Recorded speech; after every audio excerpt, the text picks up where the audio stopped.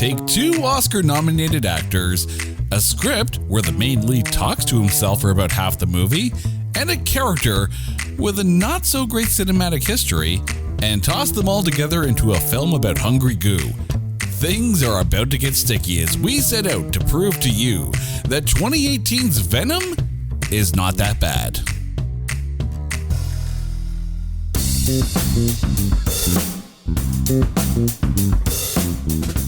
Welcome to this edition of It's Not That Bad, the podcast that looks for A grades in B movies. And things are about to get sticky in here.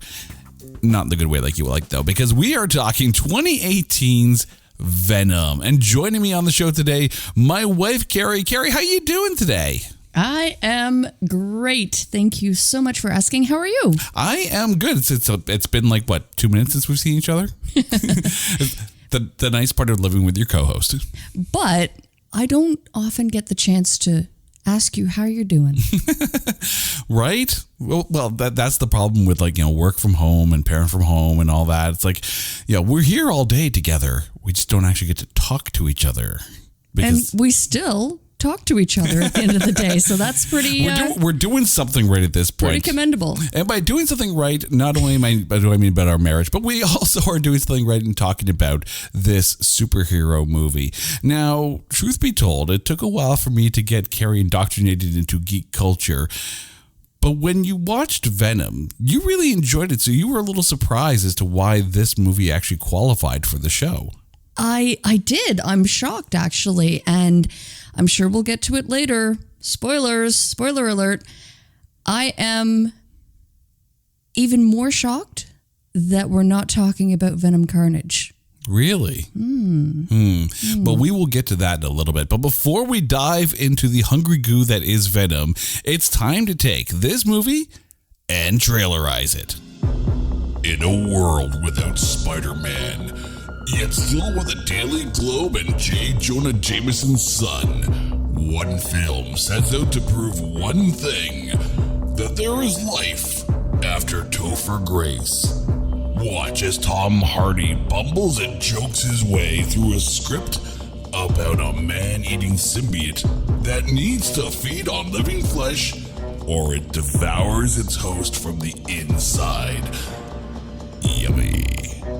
Venom, the film that proves that Sony can has heroes too, but only if they're dark, lethal, and rated PG, just like DC.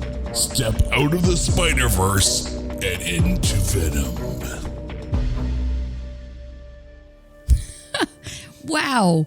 Okay, you made that sound dark. This movie's a comedy, yo. Which is the funny thing, though, because when you think about Venom as a character, he is a bit on the darker side. Like, he does eat people. Like, it's a raging symbiote that attaches itself to different people and takes control of them.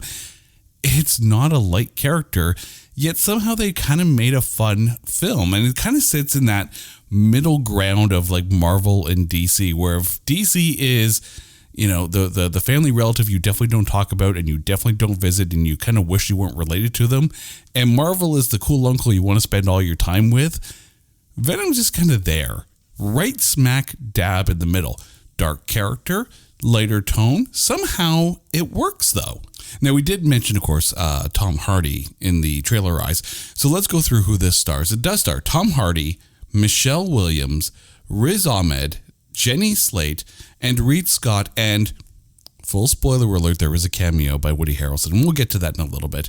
However, there is an almost starred list in this. In the role of Carlton Drake, who is played by Riz Ahmed, we almost had Matthias Schoenaerts, Matt Smith, or Pedro Pascal, who most people will know as The Mandalorian, and of course in that new Nick Cage movie that's coming out that just looks way too much fun.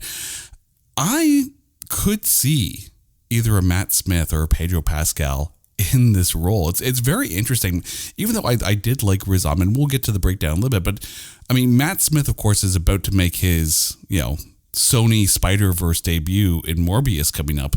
And of course, Pedro Pascal, he's a little busy with Star Wars right now. But does it surprise you that these names pop up for that role? I think, first of all, like I'm today years old learning this, and I think I would have loved to have seen Matt Smith. And oh my God, I think that would have been brilliant. And I'm very much looking forward to seeing how he comes across in Morbius, because I mean, Matt Smith can go incredibly dark or incredibly funny. And I think he would have been so perfect. The humor that he would have brought would have been so perfect. But what I really did admire about Riz Ahmed is that I felt he was so, he definitely had a kind and gentle side. I mean, seeing him with the tour group of children. You and I see Riz Ahmed very differently in this, apparently. You know what? I liked him. I liked him because I really do think that he's a bad guy, yeah, but a bad guy with a soft heart? I don't know. Possibly. Possibly. We'll talk about him a little bit more in the breakdown. But with Matt Smith, of course, joining Morbius, he continues the trend of, new generation Doctor Who actors that have finally made the leap over to comic roles, whether it be DC or Marvel. Of course, we had David Tennant in Jessica Jones, who, I'm sorry, Jessica Jones, David Tennant was the absolute best part of season 1. Bar none. Of course, you got Karen Gillan, who is Nebula in Guardians of the Galaxy and Avengers. You've got Peter Capaldi, who, of course, was in the Suicide Squad as the Thinker. And, of course, there was a very small cameo by Jenna Coleman in the first Captain America movie. So slowly but surely, the Doctor Who-averse is infiltrating our comics world. I want to see more Billie Piper. I'd be curious. I would love to see Billie Piper make the jump. I just don't know what character she would play. That's a fan cast somewhere down the road for sure. Absolutely. However, as Venom, this one shocked me a little bit here. Yes, we have Tom Hardy. And yes, Tom Hardy was like one of the driving factors in getting a lot of the actors on board with this. But we almost had, apparently, Kellen Lutz, who played Emmett Cullen from Twilight as Venom, or, and I kid you not, according to IMDb, Stephen Farrelly. Most people will recognize him as Sheamus from WWE as Venom. Just no. No. Yeah. No. Although I will say, we did mention, of course, spoilers. The movie is, as I'm doing my math here, 6 years old now. So if you haven't seen Venom by now, go see Venom. But of course, Woody Harrelson appears in this at the end of the movie, and of course is in the second movie as Carnage. But we only see him as Cletus Cassidy in this one. I could see Sheamus as Cletus Cassidy. Maybe not so much Venom. It was directed by Ruben Fleischer. Now, this is his third time in the director's chair. And previous to this, he directed Zombieland and Gangster Squad, which starred Emma Stone. Currently, he has Uncharted that's in theaters. So we have a very, very good director in the chair for this one. But there was actually a list of directors that almost directed this one. And I'm so glad that we got Ruben Fleischer in this one, because apparently, Josh Trank was in negotiations to direct this, and the name brings horror chills to you. That's because Josh Trank was the one that butchered the Fantastic Four. Absolutely butchered the Fantastic Four. There were other directors who were in consideration. Alex Kurtzman and Dante Harper, of course, were originally set to direct and write. And Gary Ross, who also directed Pleasantville and The Hunger Games, was in talks to direct. I think we got the right director, because I do not want to see what happened to the Fantastic Four happen to Venom. Do you think that it was because of the direction or the actors or like the script writers that made Venom as light as it was, because it could have been, as you mentioned in the opening, it could have been a very dark character. It could have been a very different movie. Do you feel that was in his hands? Yes and no, to a point. I mean, the fact that Raven Fleischer has Zombieland under his belt, as far as like his first major film directorial debut or cinematic theatrical release, we have someone who's able to balance comedy as well as, serious tone, because, even though that is, Woody Harrelson looking for Twinkies in the zombie apocalypse, it's still an action film because it's still a zombie film. I think with superhero films, and it's been proven time and time again, that a little bit of levity goes a long, long way. Last week, we talked about how we went to go see The Batman, and that was a very, very not funny tone. And that for some comic book movies, that works. The Crow was dark and needed to be dark. Judge Dredd, you see the dichotomy in two different films. One that went the light route with Sylvester Stallone, and one that went the other way with Carl Urban. Say what you will about either or of them. Whichever one you like kind of indicates which way you like your superhero movies to go.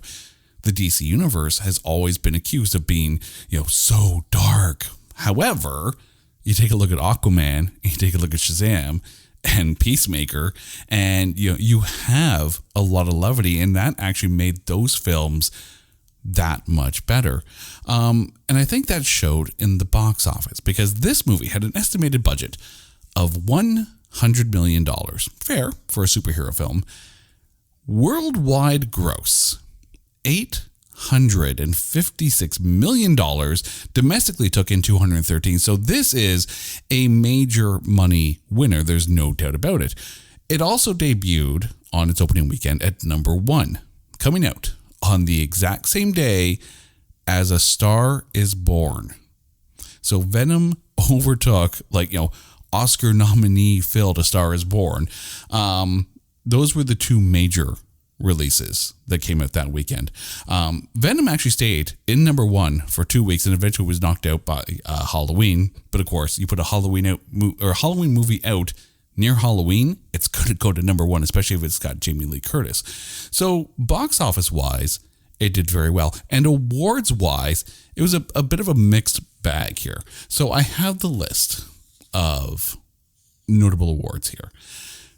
Technical awards, it did very, very well. It actually won for the Best Work with a Vehicle Stunt Award at the Taurus World Stunt Awards. It was won for Most Popular U.S. Film in China at the Chinese American Film Festival. Tom Hardy was nominated for Favorite Actor at the Faroe Island Film Festival. And Tom Hardy and Michelle Williams were nominated for Best Kiss at the MTV Movie and TV Awards. They lost that one to Noah Centineo and Lana Condor in To All the Boys I've Loved Before. However, there are some less than stellar awards that it was nominated for. At the 2018 Golden Schmoes Award, it was nominated as Biggest Disappointment of the Year. It lost to The Predator. And then at the Houston Film Critics Society Awards, it was nominated for Worst Picture. It lost to The Happy Time Murders. Now, I'm not saying that The Happy Time Murders and The Predator are a worse film or a better film than Venom, but I don't think Venom deserved to be in the Worst Picture or Biggest Disappointment of the Year category. How do you take a look at a film with arguably great stunt work, great CGI, and really big name actors? Maybe Biggest Disappointment you could make an argument for, but definitely not Worst Picture. See, I don't get it. I thought this movie was so fun. And, I enjoyed it. I think it did not get the respect that it was due. Mm-hmm. I will say, according to the critics, this is how we're talking about Venom, because On Rotten Tomatoes, it has a 30% tomato meter and an 81% audience score. Over on Metacritic, it's a 35% Metascore, and on IMDb, it's a 6.7 out of 10 rating. So clearly, the viewers loved it. The critics didn't. Why is that? Again, maybe they were expecting something different, something darker. Maybe they were hopeful of, Spider-Man making an appearance in the movie. Possibly, because I'll admit, there was a movie that came out before this called Life, and starred Jake Gyllenhaal and Ryan Reynolds and Rebecca Ferguson, and I know many others out there were convinced that this was a Venom prequel. That everything about it, even the fact that in Venom itself, Riz Ahmed works for the Life Project. You have a movie called Life about an alien symbiont-like creature that's in space. Venom opens up with a spaceship crashing onto... Like, seriously, how is Life not the prequel to Venom? Even though they've debunked it. They said, no, it's not, but it may as well be. But I think a lot of it comes from what came before. Because this is not Venom's first cinematic outing. Topher Grace played Eddie Brock in Spider-Man 3. Most people remember Spider-Man 3 for the time when Tobey Maguire went full emo and started dancing in the middle of the street. Not the best Spider-Man outing, but yet in comparison, Spider-Man 3 has a 63% tomato meter with a 51% audience score. So this one went the other way, where the critics liked it better than the audience did. So why is the audience more on board with Venom than the critics? But the critics are more on board with Spider-Man 3, which was the worst Tobey Maguire film as far as Spider-Man movies go. The audience sees it. What's wrong with the critics? Again, it's an interesting question, and it kind of had me thinking maybe that's what was drawing people into the theaters to see it. And, what gave it its popularity once it had the viewers in there was the comedy. Mm-hmm. I really can't say enough about how fun this movie was in spite of, really at the core of everything, you tend to have to wonder, is Venom, is he good? Is he bad? This movie paints him in such a lighter tone that you kind of have trouble seeing him as like a really bad character. Mm-hmm. He's not the greatest dude to hang out with, for sure. I really think he's doing a number on Eddie, and I is there life after Venom for Eddie Brock? We don't know. Possibly. Probably not. Now, interestingly, you said you liked this one better than the sequel. Correct. But the critics disagree with you, because on Rotten Tomatoes, Venom 2 has a 58% tomato meter and an 84% audience score. The Metascore is also higher, 49 as opposed to 35 for the original. How much of this is almost upward trending because Venom wasn't as bad as people probably originally thought going into it? Because Sony, there's been so much rebooting as far as Spider-Man goes and whatnot. How much of the two is the fact that Venom, Let There Be Carnage, spoiler alert, has that reference to Venom entering the multiverse? How much of that MCU reference actually, do you think boosted the critic score for the sequel? It's an interesting question, because and it's a really good one. I think for myself personally, I was almost disappointed because I think I went into the sequel, Venom, Let There Be Carnage, with higher expectations because of the star power. I was watching it for Woody Harrelson. I was so excited, and it kind of fell flat, I think. Kind of a discount Natural Born Killers. I don't know what, I wouldn't go that far. However, I just found that comparing the two, I enjoyed the first movie better. I loved, and if you haven't seen the movie, stick around for the post-credit scene. As always, loved it. Because, at the time it was like, what? And then Venom Let There Be Carnage came out, and, it all became so clear. I don't know. Comparing the two movies, I really enjoyed the first one. Well, let's jump from there into the breakdown. And of course, we have to start with Eddie Brock himself, Tom Hardy. Your take on the man in the symbiont. I thought he was so likable. There was something incredibly likable about him, even though he kind of was 150% responsible for ruining his own life. I'm sorry. He's likable in how he screws everything up for everybody and himself. You brought it on yourself, sir. Did he deserve to become 50% venomous villain? Half man, half goo. Maybe not. But it's interesting, I think, because the movie starts out and he seems to have this absolute perfect life. He has a fiance that loves him. He's got his television show. Things are going well. And, you kind of have to almost expect it. No, this is not going to last. It's all going to end and end very badly. And by the way, you're going to be, a venomous monster. See, I see it very, very differently.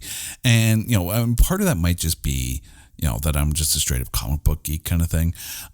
But Eddie Brock in this, it's obviously, it's post him getting booted out of New York for, messing that the reason why Eddie Brock is in San Francisco is because in the comic book lines, he was kind of pressured to do this story on a serial killer called the Sin Eater. But when he published it, he actually got the story wrong. Spider-Man found the actual Sin Eater. And then Eddie Brock got fired and kind of ran out of New York because no one wanted to touch him because he had botched this massive story. Now he's out in San Francisco. So that's kind of implied. They even mentioned the fact that he got kicked out of the Daily Globe and whatnot. So when we meet Eddie Brock, even though he's got his TV show and, he seems to have it together a little bit, to me, he just seems really fragile. Really, really fragile. And the fact that, it's the kind of smile that hides that underlying nervousness about everything. And even though he feels like he's doing the right thing, part of him, I think, knows he's not doing the right thing. He goes into Anne's email to get this information. He knows what he's doing is not right, but yet he still does it anyway. He knows that there's a lot on the line with this interview with Carlton Drake, but he butchers it anyways and pushes for this information that he can't really reveal his source because it's Anne, right? Like, there's so much that he does wrong. And, he could have stopped. He absolutely could have stopped, but he didn't. And I think part of it too is his portrayal of Eddie. Now, in doing my research on IMDb, apparently he mentioned that for inspiration for how he was going to act as Eddie Brock, he looked to Woody Allen, Conor McGregor, and Redman. I'm going to say that again. Woody Allen, literally Woody Allen, Conor McGregor, and Redman walk into a bar. The bar is Eddie Brock's head. That's how he approached Eddie Brock, and I can kind of see the Woody Allenness to it. But then apparently in his, as he's developing his relationship with Venom, his point of reference for that is freaking Ren and Stimpy. Like the relationship between Ren and Stimpy, that's how he got in the headspace for how he was going to have this relationship with Venom. How do I put this kindly? You idiots! Why? Like, I get they're going for a lighter tone. I get they're going for that PG-13 rating, but Ren and Stimpy? For Venom? I think though, once he kind of came to terms that he was now sharing his body or his headspace with Venom, like it was almost like Stockholm syndrome, right? At first he was like, I think once he got over the initial shock that it had happened to him, you know what? I had a problem with this movie, and I'm probably going to circle back to this point. But the biggest problem that I had was that everybody around Eddie Brock was so accepting of the fact that he was now Venom? like everyone's just kind of okay with it. His, ex-fiance Anne and her boyfriend, the doctor, were like, Dr. Dan. We're like, yeah, okay, it's cool. We'll just try to help you out. Yeah, you got a weird, funky parasite growing inside of you. That's that's normal.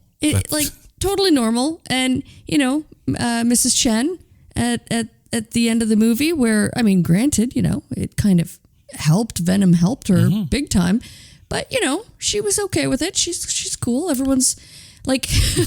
I'm sorry if I see any single one of my friends turning into a giant goo monster. Yeah, a half mutated monster. I think I'm going to turn tail and run. Yeah. It does make me wonder exactly how many people have their heads eaten by giant goo creatures in San Francisco that this seems normal.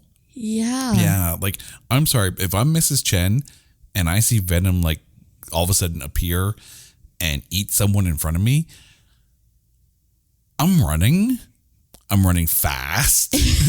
like I'm not even looking behind. Like I'm literally running across the country. I'm going to New York, and I don't need wheels. Which leads me to the point that it makes me wonder, what is their norm in this, San Francisco comic book world of Venoms and Eddie Brocks? Is this kind of thing kind of every day? They've got Spider-Man, I'm assuming in the same, which is interesting because it's interesting because I'm going to drop a major Spider-Man No Way Home spoiler here, so feel free to skip ahead like a minute or two if you haven't seen Spider-Man No Way Home. But there's a post-credit scene with Venom in it, and he's getting all this information about all these superheroes from the bartender that he's sitting in front of. Like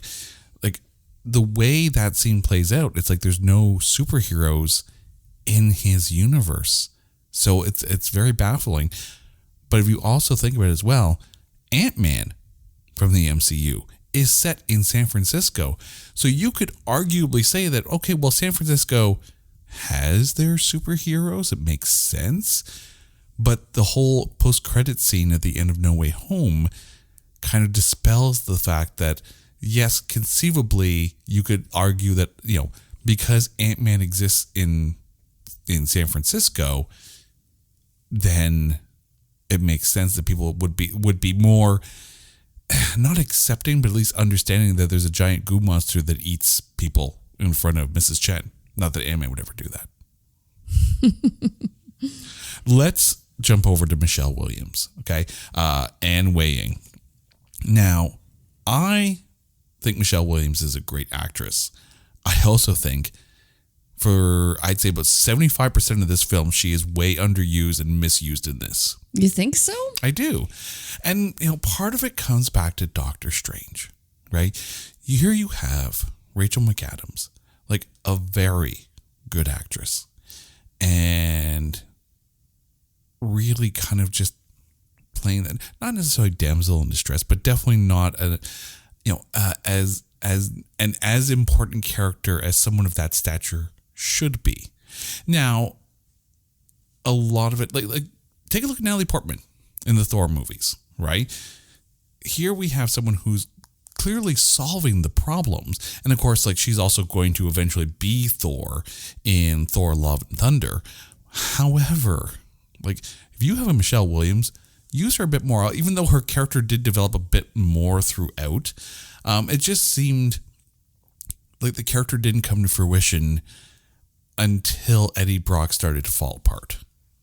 I see that very differently as well. I kind of felt like, yes, it was pivotal that she was Eddie Brock's fiance, very much in love. And then, he clearly hacked her computer.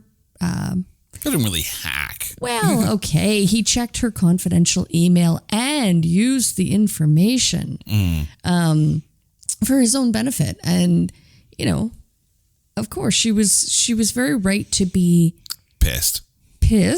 I feel like they didn't really show enough and just kind of made her look absolutely cold that she moved on so quickly. That's like, if you one look thing. at the timeline. Yeah, and that's one thing I really wanted to point out is that there was like the difference in time. This is one of the things that bugged me about The Dark Knight Rises, is that the whole passage of time felt glossed over to the point of things felt like they were running back to back to back. So it felt really odd that she was like Dr. Dan already had a key to the house kind of thing. Mr. Belvedere doesn't miss him at all. And like there has to be time in between for her to get to that point with Dan, but we don't see that time. It doesn't feel like that's the biggest sticking point in the script and the direction of this for me, is that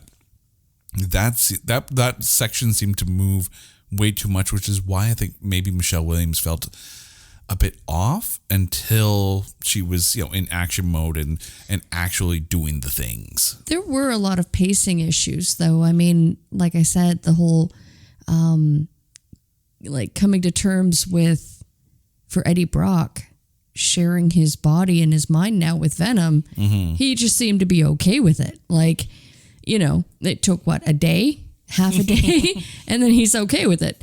And I'm not sure if they needed, to put more of a timeline in, or, it was just fine. We're just sitting here dissecting the movie and probably way overthinking things. Yeah, but that's what we do.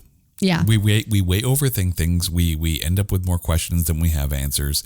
But I think if there was some way to show that time passed, then that character development with Anne would have felt a bit more.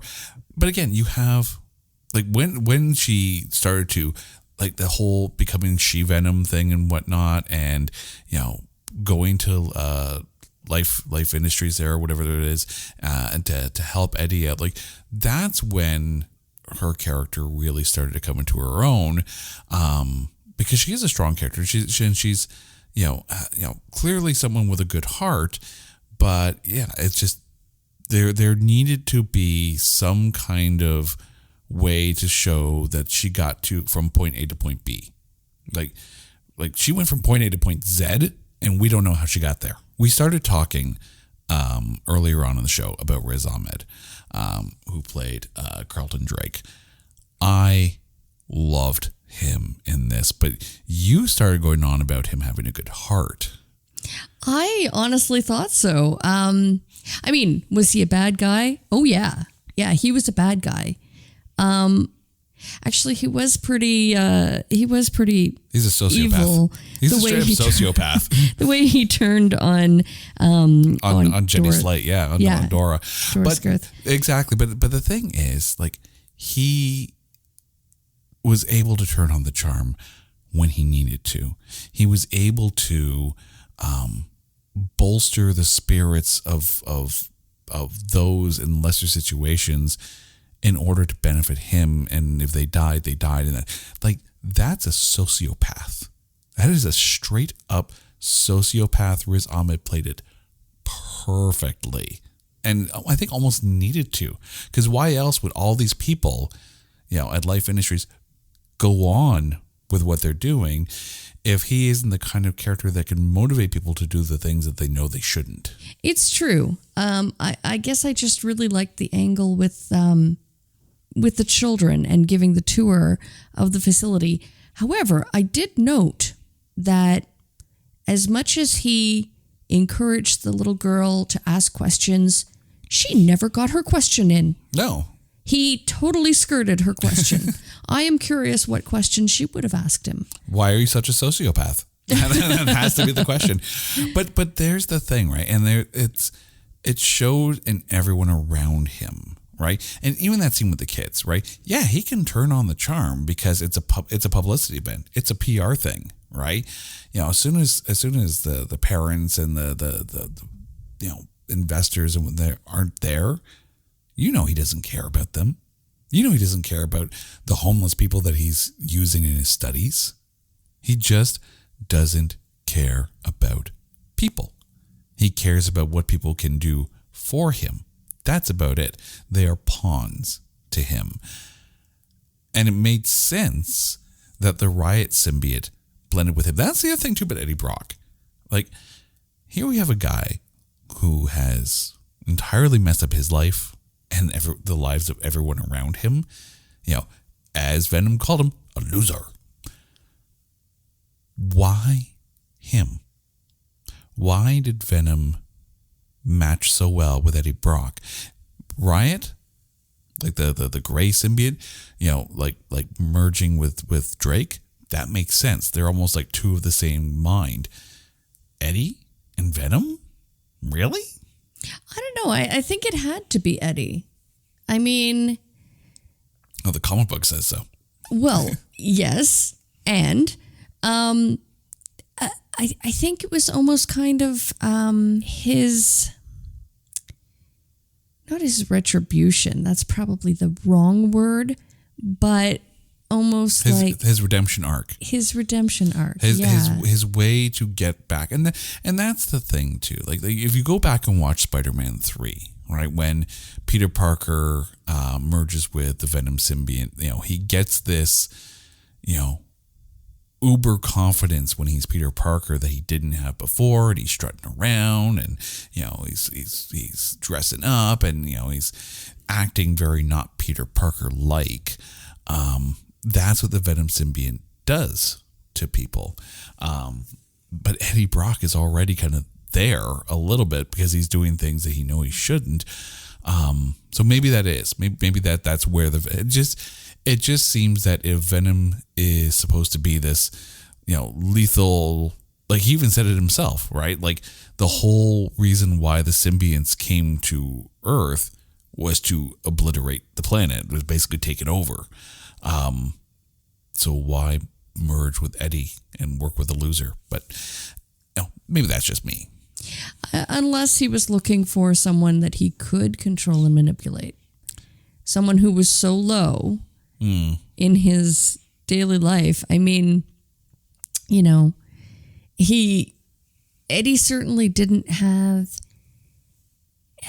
much to motivate him he hit rock bottom, be his best self. So, why not, right? Mm-hmm. But yeah, Riz Ahmed to me played Drake very, very well. Like just a good sociopathic villain. And further to that, would it not be kind of obvious to Eddie that if he finds a way to rid himself of Venom, then he's just as dead as any one of the the homeless test subjects. But see, there were a couple times where the symbiote was pulled. This is the reason why the symbiote, like the people died, was because it wasn't eating what it needed to eat. So it turned to the host and fed off it so it could continue to live.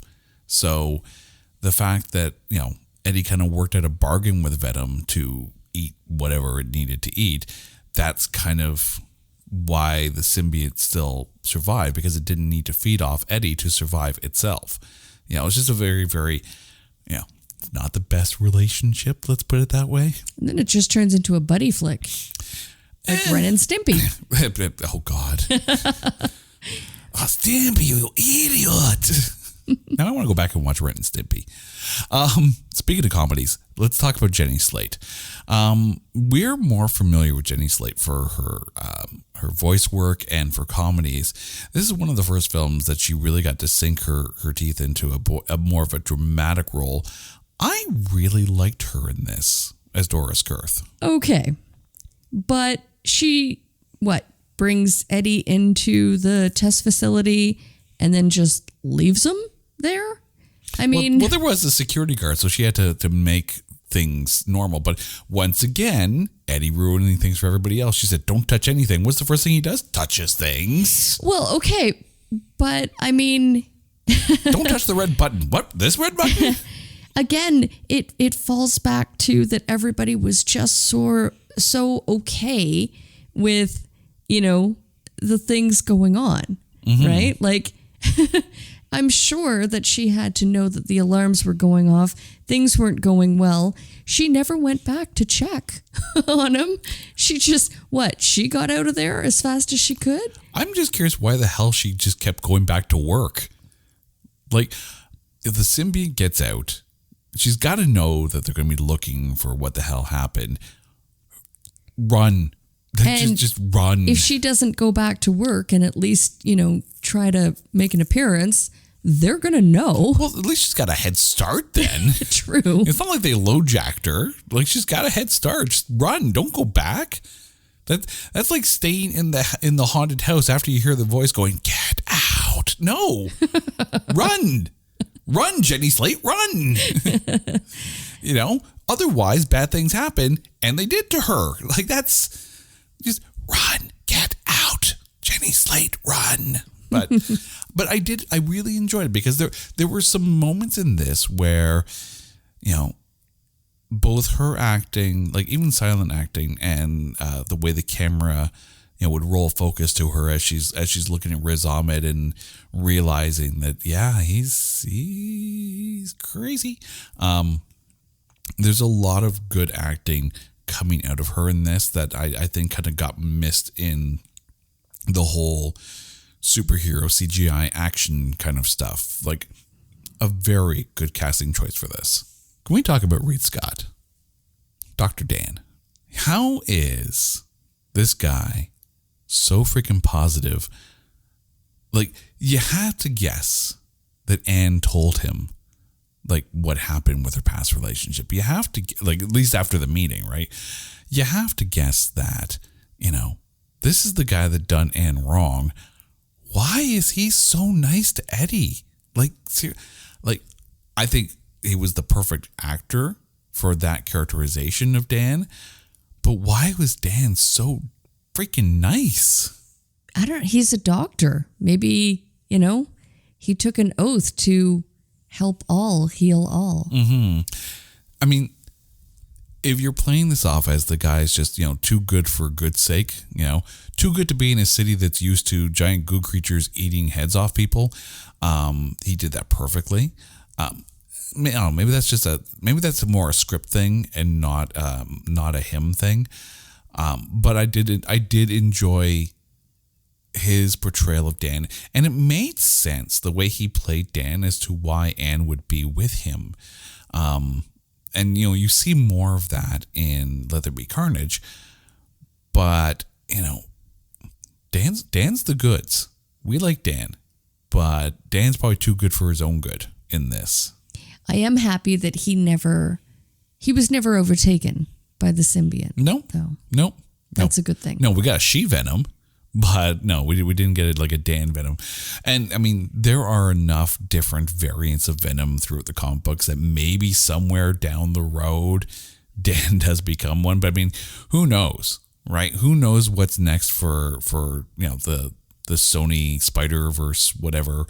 I'm not going to spoil any more about what happened in No Way Home, but you have to think that if Sony is leading up towards some kind of Sinister Six film, that Venom's going to be a part of that. But I'm just curious if there's going to be more Venom symbiotes, or if we're going to get maybe an Agent Venom with Flash Thompson, or if we're going to get an anti-Venom, or like there's so many angles they could go down with it.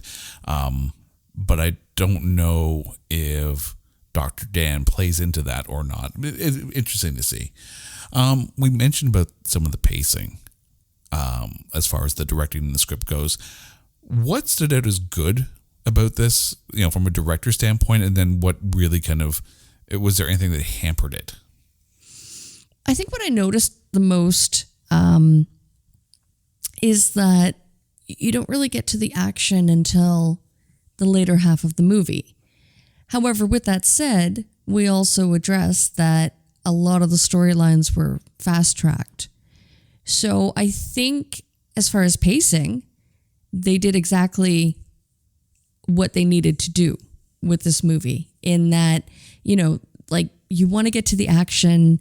So, okay, a few of the storylines may have to take, a hit because of that. They may have to suffer a little bit. And it wasn't, again, if you just kind of take the movie for what it is, an enjoyable, comedic, yet dark superhero movie, it's perfectly fine. Action wise, I thought it was pretty good. There, what could have been pretty gory was handled lightheartedly. Mm-hmm. I think they knew that they had to make it PG-13. I think they knew that if they went with a hard R, like Deadpool gets away with a hard R, and I think it's not just the violence per se, but that's more just the swearing. I think if they went that horror type feel for this, I don't think it would have done as well. Even though to get released in October, and that's when people kind of expect slasher type films and all that, I think Venom is a good October release. One question I have for you that kind of popped it into my mind is it because Venom is a Spider-Man villain, and because Spider-Man is generally PG-13 or for a younger audience, that they wanted to keep the lighter tone? When you think about what Sony's trying to do with their Spider-Verse and the working relationship that is actually in a really good state between Sony and Marvel Studios, I wonder, with this first Venom film, I wonder how much input Marvel Studios had in it.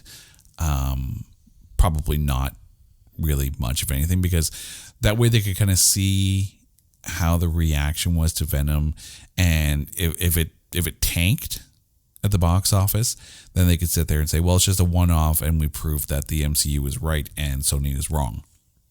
However, critics aside, the audience liked it enough to, get it close to 900 million globally. So clearly Venom worked, which is why you start to see, I think, more Marvel influence, which is why you got the multiversal end credit scene at the end of Let There Be Carnage. So do you think it would have been different, though? It would have been a completely different movie if, and I know 100% that I'm mixing Marvel and DC here, but if Venom were a Batman antagonist?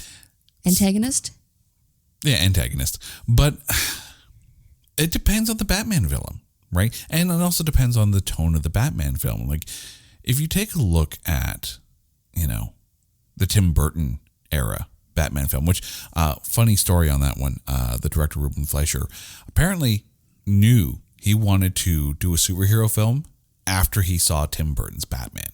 Like, that was his inspiration to eventually wanting to direct a superhero film.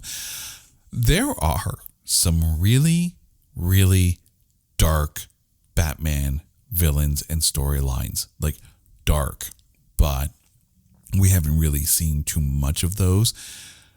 Even their version of Scarecrow in Batman Begins in the Christopher Nolan trilogy.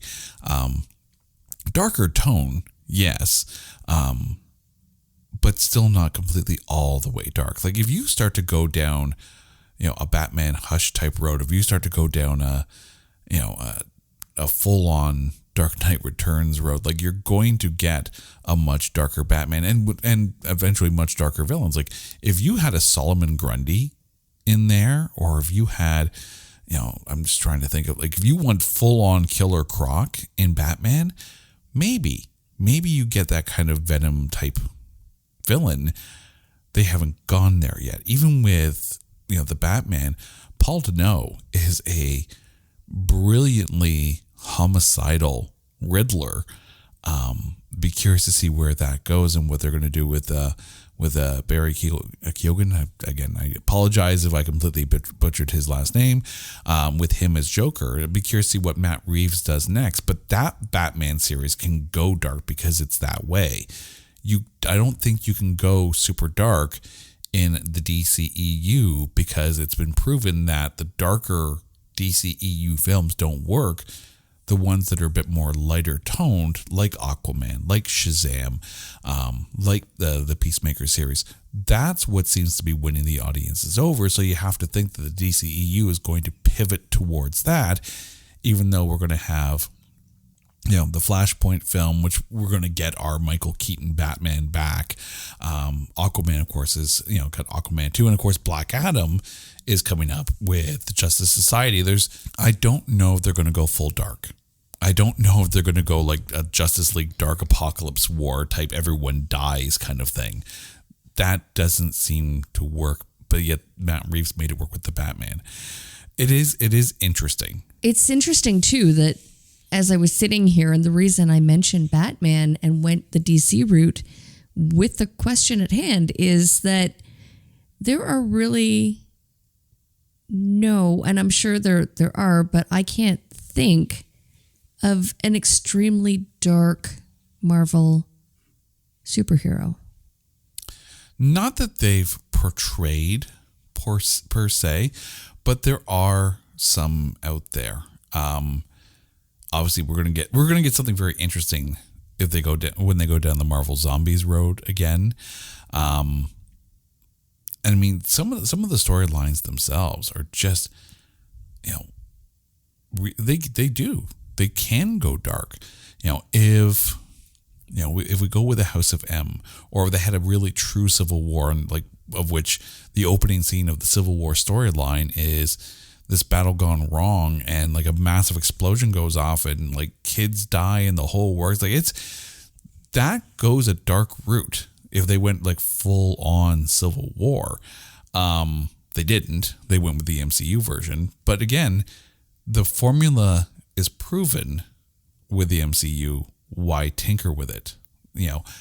There's going to be bigger villains, but I don't think people want like, a be all end all where it's just a slaughter fest. It makes me really curious about Morbius. But again, I think they'll still temper it in a way because, in a sense, Morbius is an anti-hero, just like Venom is, because he stumbles upon this, cure for his disease, and that basically turns him into a vampire. So he has to feed, but he's going to only try and kill bad guys, again, a la Venom, right? So you're seeing this, I do bad things to bad people because if I don't, then I have to do it to good people so I don't die. If that's the angle they're going to go with Morbius, that's going to be fine. Well, it's too bad in this movie that the symbiote didn't have that same moral code, and but they started to work with that though. And the little blonde girl, I think that actually broke my heart, and I was like, wow. Oh, the riot symbiote. Yeah, there. No, yeah. Wow. Well, it kind of has to be. I need to point out something though. The worst part of this film, to me, the worst part of this film is when you get to the credits and you hear that stupid Eminem song.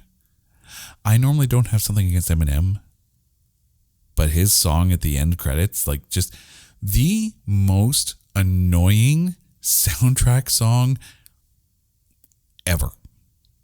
But that's just me. I don't know. Your thoughts on Venom, like, no, Eminem, no, stop. Please. And I'm sure there's people who like it. And, you know, I get that, you know, I'm a rock guy. I'm a metalhead guy. I don't mind Eminem. I can't stand this song. I really can't. There have been bad superhero movies with great soundtracks. Looking at you, Daredevil. Looking at the fantastic. Like, there are good soundtracks to bad movies. However, here's a good movie, poorly rated, with a horrible end credit song. But, you know, I'll probably get flamed for flaming Eminem. I do wonder, though, before we get into everyone else sounding off on this one, how much of this do you think is 2018 superhero movie fatigue? The timeline. What year did Venom Carnage come out? Okay. So, well, Carnage itself came out later. I think it was maybe 2020, you know, pre whatever. But if you take a look at 2018, the year that this movie came out, and I'm just going to run down the list of the superhero movies that were released in 2018. In no particular order here, you've got Black Panther, Infinity War, Aquaman, Deadpool 2, Ant-Man and the Wasp, Spider-Man Into the Spider-Verse. Like, that's just the superhero movies that came out. Like the Marvel and DC ones. That doesn't even bring in like Ready Player One, Solo, Bumblebee. Like, that is a stacked movie year. And I mean, just take a look at those superhero films, okay? Black Panther, loved by pretty much everybody. Like, Academy Award nominated Black Panther. Infinity War, arguably the best Avengers film, period. Like, I know you like your Age of Ultron. But Infinity War, like, any movie that makes you leave the theater speechless. It's true. That's true. Aquaman, I mean, Jason Momoa with tons of fun, right? Deadpool 2, I mean, come on, right?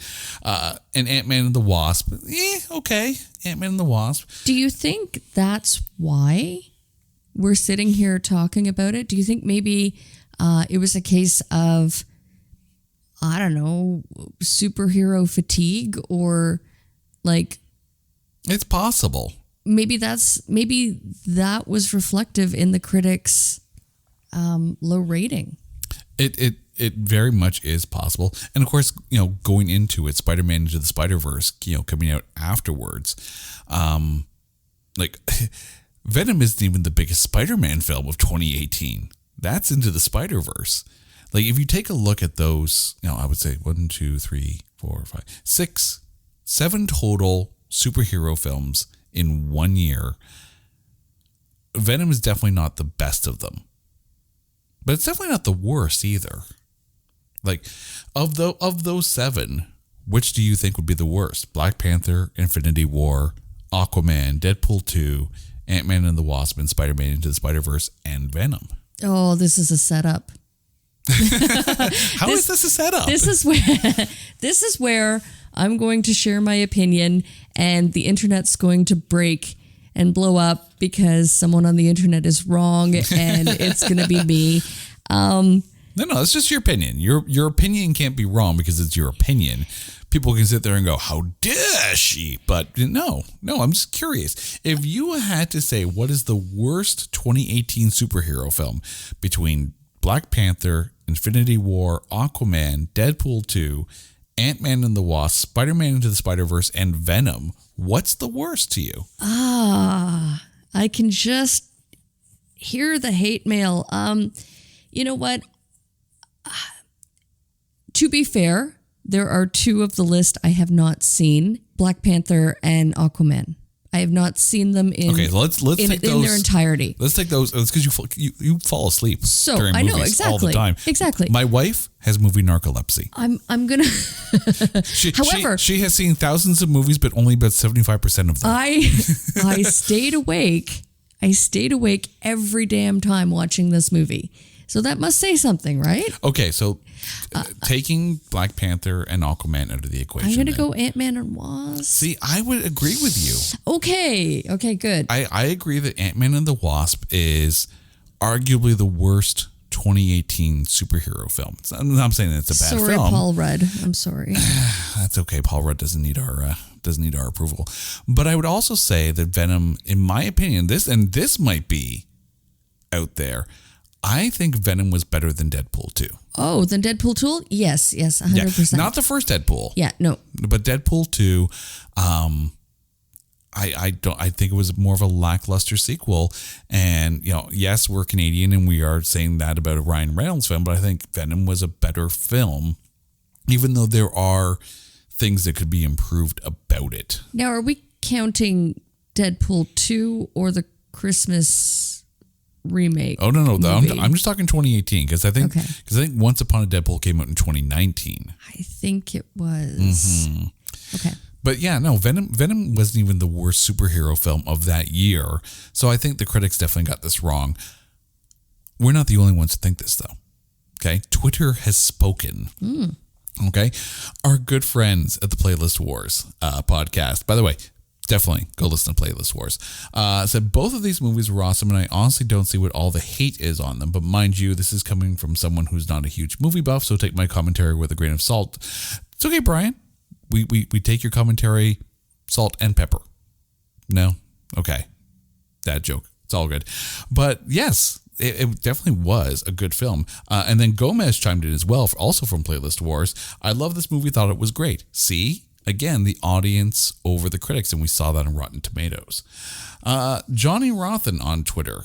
Funny in parts and a decent job from the cast, but the main storyline is very predictable, and I ended up being more interested by the scenes between Brock and the symbiote than everything else. And that is really interesting, because say what you will about Tom Hardy, or say what I will about Tom Hardy's portrayal of Eddie Brock, the parts where he is almost negotiating with Venom, that part really did play well. Ryan Wilson at the Krusty Boys chimed in with, I liked it. I thought the sequel was hilarious. I don't know if I would classify Let There Be Carnage as hilarious, but again, had its moments. Our good friends over at Movie Date Night chimed in with, I definitely loved giving Venom its own story, being completely divorced from any reference to Spider-Man. An alien symbiotic life form that changed, shape-shift, and strengthened its host, and the relationship between building the two is quite interesting enough on its own. And that's one thing that they did play as well, is the benefit of the host that the symbiote can provide. When, like, after the motorcycle chase, Eddie Brock's legs were broken, and then all of a sudden they were healed. So you can see why the benefit of Eddie accepting the symbiont in there. Like, some subtleness to the script as well that was pointed out. And the Shifty Bench podcast chimed in with, as a fan of the comic character, I'll say that this movie is a better depiction than the third Raimi movie, which is Spider-Man 3. I think it's fine, but the action was pretty dull, and I don't remember much of it, to be honest. Didn't hate it, though. Haven't seen the sequel yet.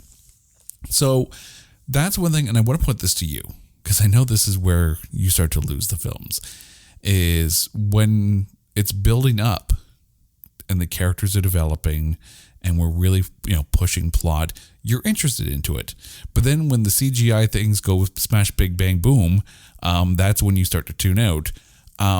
Did it lose you when we had the big CGI action hero fight in this? No, because the humor kept my attention. I mean, I can see that a little bit, but it did seem like, two Etch-a-Sketches got leaked all over each other in this one. It was I started to get lost a little bit in everything that was going on. I think it was really well done, and it wasn't a long drawn out battle. No. I mean, as far as, superhero fights, it was done and over pretty quickly. if you want to bookend superhero fights, like big superhero fights in movies, obviously the crud on the bottom of Crud's shoe is Batman v Superman. The whole save Martha, right? No, just please, dear God, no.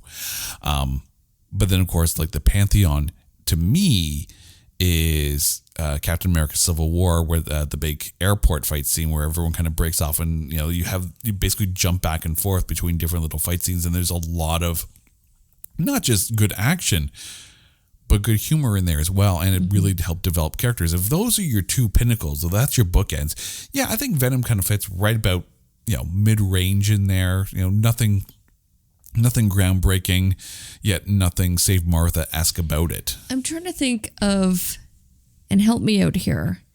Is it Age of Ultron that starts with the major battle scene? Where they're storming Baron Strucker's castle to try and get the Tesseract. Yeah. I mean, that's a bold move, right? Starting a movie with that level of action. I mean, you could say the same thing about Star Wars Episode 3, Revenge of the Sith, where you basically dive in right into the middle of a massive star battle over Coruscant. And yes, I just completely geeked out there over Star Wars in a Sony Marvel film podcast episode. But I'll sneak in my Star Wars where I can. But it's time, Carrie. It's time to put you on the spot. Who is your MVP of Venom? Okay, I am ready for this. And you know what? I don't even know the actor's name, but we didn't mention the neighbor living across the guitar playing neighbor. The guitar playing neighbor, because I think that is one of my favorite scenes where he just like Venom / Eddie Brock cannot stand the guitar playing and goes and knocks on the door, and just of course the neighbor's like, yeah, whatever, man, and then Venom makes an appearance, and it makes me very happy. I would have lost a bet. I had it in my mind. I thought I knew who you were going to pick, and I was wrong. Ooh, okay. Who was? I thought you were going to pick the actress who played Mrs. Chen. Oh, okay. I love Mrs. Chen, but no, I had to go with the neighbor for that one scene. See, now I'm curious. I'm going to turn the tables on you. Who do you think my MVP is, given everything that we've talked about in this? You know it's not Eminem. Venom, gonna get my Venom. No. That song literally sounds like a bad jalopy car that couldn't get started. Yeah, I think actress Jenny Slate for Doris Girth. She was under consideration. Oh. But in the end, I had to go with Riz Ahmed. Because, and I stand by this, in order to have a good superhero movie, your villain must be better than the hero, at least on an acting side of things. It doesn't need to be a better character. It just needs to be better portrayed. We mentioned at the beginning of the episode how David Tennant was the best part of Jessica Jones. I think take a look at Batman v Superman, right? Worst movie villain ever in there, Lex Luthor, which is why it didn't. I think that was, well, there was so much wrong with that film, let's be honest. But, if that's your Lex Luthor, that's what you came to the party with? No. Riz Ahmed as the sociopathic, brilliant, ruthless, cunning, like, he'll charm you in one moment and then watch you die in the next. Carlton Drake, Riz Ahmed, my MVP of Venom. Carrie, thank you so much for watching superhero movies with me. This is so much fun. And now to you, our listeners, thank you for tuning in to us over pontificating for over an hour about superhero films.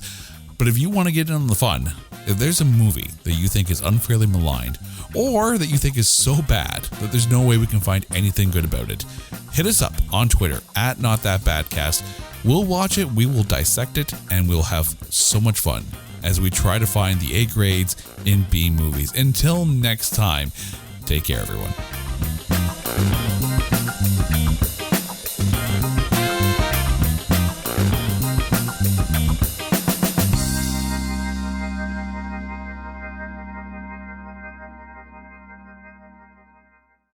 Hey folks, Stefan Shirazi and Renee Richardson here from the Metallica Report. And we are proud members of the Pantheon podcast family, where the best of music and podcasts unite. We've got something pretty cool for you. We're giving away an exclusive Metallica merch package worth over $250. That's a whole lot of Scary Guys, skulls, M72, and other sought-after Metallica swag. And we've made it easy for you to win. Follow and share the Metallica Report, and you're in the game. Go to pantheonpodcast.com/Metallica, enter your email, and hit that button to be entered to win. And just like that, you're eligible for our monthly exclusive Metallica merch package. And guess what, rockers? You can enter every month, so just do it. And while we love our global brothers and sisters, the lawyers won't let us ship outside the U.S.